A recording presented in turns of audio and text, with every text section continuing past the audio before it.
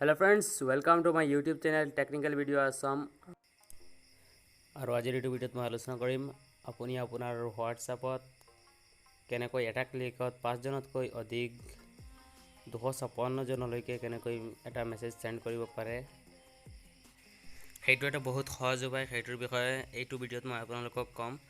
আৰু তাৰ আগতে আপুনি যদি আমাৰ চেনেলটো এতিয়ালৈকে সাবস্ক্ৰাইব কৰা নাই তেনেহলে সাবস্ক্ৰাইব কৰক আৰু কাষতে ওলাই অহা ঘণ্টা বটনটো এবাৰ দবাই দিব।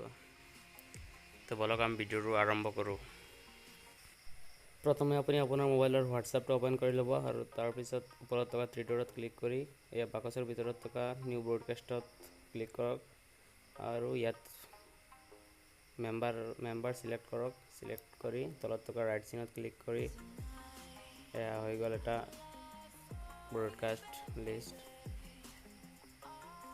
ইয়াত আপুনি মানুহ বঢ়াব পাৰে, মই বঢ়াই দিছোঁ আৰু আপুনি ইয়াৰ নেমো চেঞ্জ কৰিব পাৰে। পেন আইকনত ক্লিক কৰি ইয়াত যিকোনো এটা নাম দি দিয়ক। মই মাই বিজনেছ ব্ৰডকাষ্ট বুলি নাম দি দিছোঁ।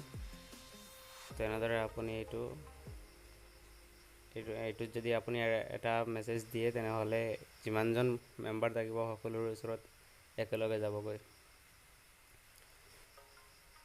তো বন্ধু-বান্ধৱীসকল, যদি ভিডিঅ'টো ভাল লাগিল তেনেহ'লে এটা লাইক কৰক আৰু শ্বেয়াৰ কৰক আৰু মোৰ চেনেলটো যদি এতিয়ালৈকে সাবস্ক্ৰাইব কৰা নাই তেনেহ'লে সাবস্ক্ৰাইব কৰি দিয়ক। ধন্যবাদ।